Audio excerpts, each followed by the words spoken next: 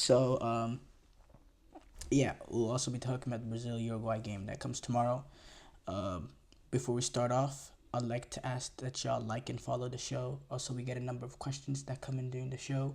So to ensure that your questions get read on the air, I ask that you use the Timson Donations link at gsmcpodcast.net with your questions. Just put your question at the top of the list so that I can see it, and it also really helps grow the show. So again, the link is gsmcpodcast.net. We have to start off. Let's fix something real quick. We start off with France knocking Portugal out of the European Championships after penalty kicks. What a game! A game that had its moments of being very up and down, exciting. Also had some moments of being really boring and putrid to watch. Portugal having controlling most of the possession as we expected.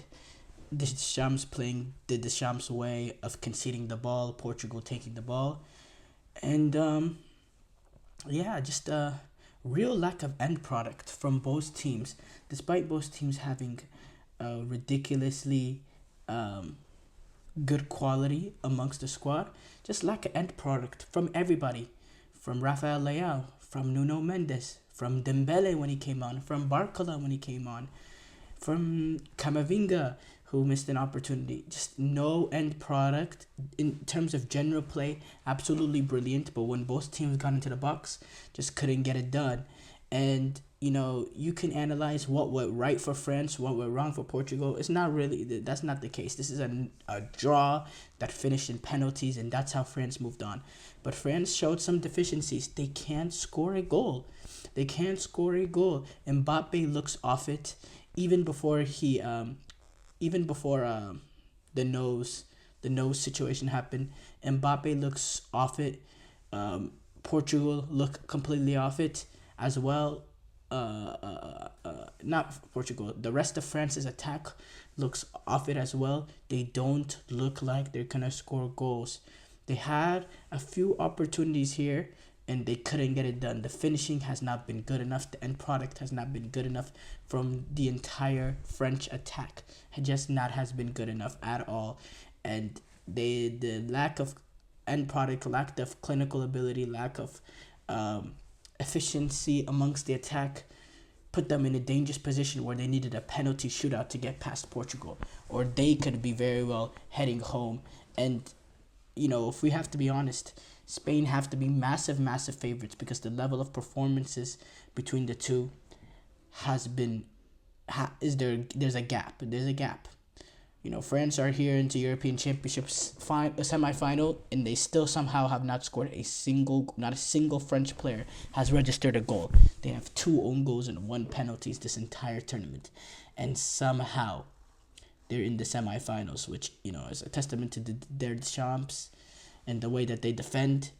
Which, by the way, there was some last gasp defending going on there for both teams, but for France as well. The Rafael Leao block on Upamecano. Saliba had to make in a few blocks here and there as well. Last gasp defending, and it's critical.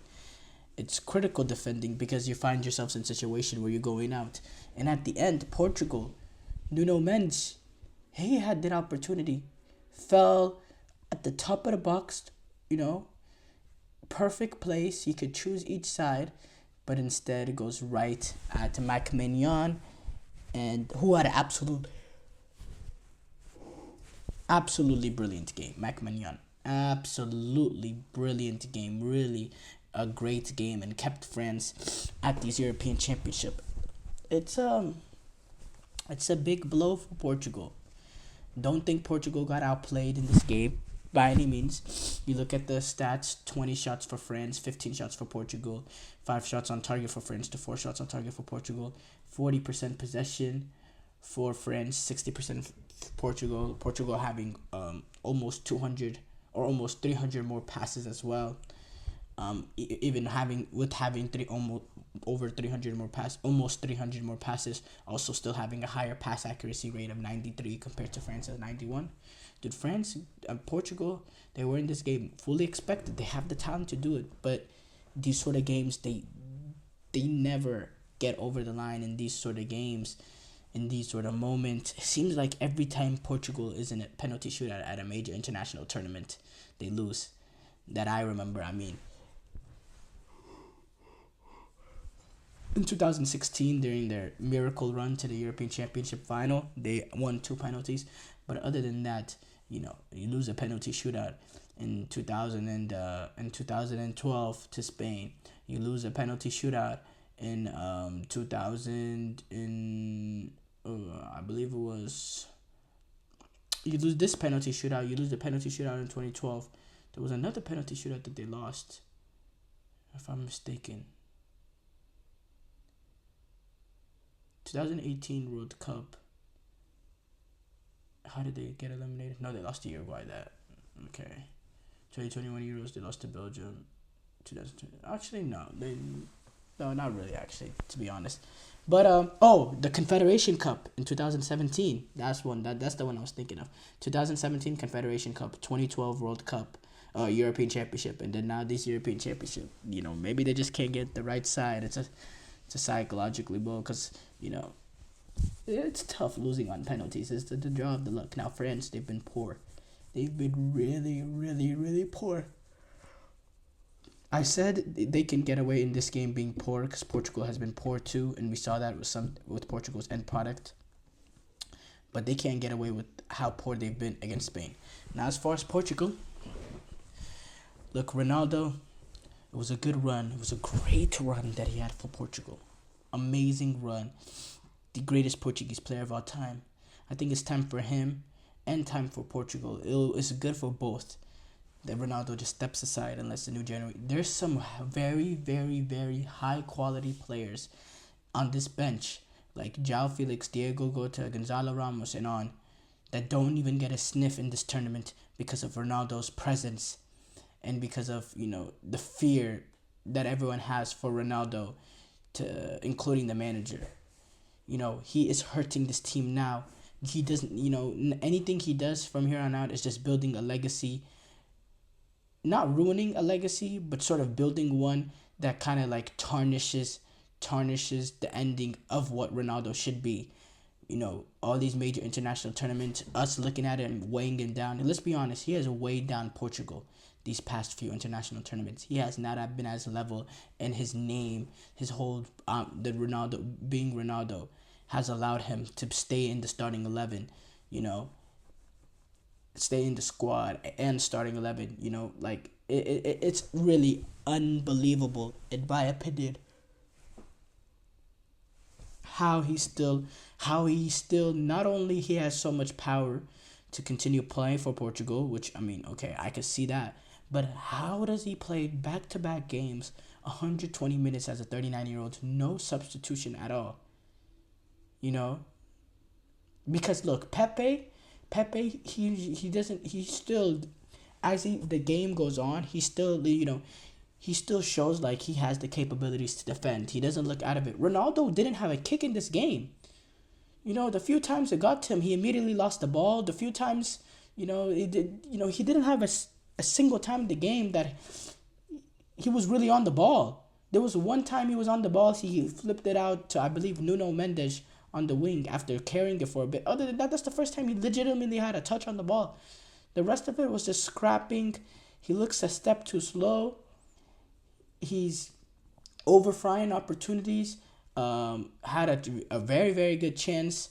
Ball just a little bit behind it, but, it's still, for a guy that's supposedly at his caliber, an easy opportunity that should, smash the back of the net. This time with Skies, it's just hard to watch what's going on. It was hard to watch that today. It was not Ronaldo's. It hasn't been Ronaldo's European Championship. He's been pretty invisible the whole European Championship. And, yeah, I don't want to say too much. Regarding Portugal, again,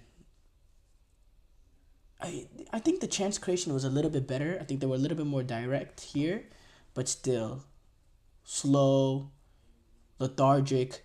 They had a break at the end of the game that, they still ended up getting a good opportunity. Nuno Mendes top of the box, but they could have had a much easier way. They have two guys on the right hand side in acres of space, and the ball played to them takes way too long. And once it does get played into Bernardo Silva, he doesn't take his space. He doesn't take the shot. He's just, he just wastes so much time, and eventually has to passes it, who leads to that Nuno Mendes shot. But still, I mean, it was really slow at certain times for Portugal, and that is what it is.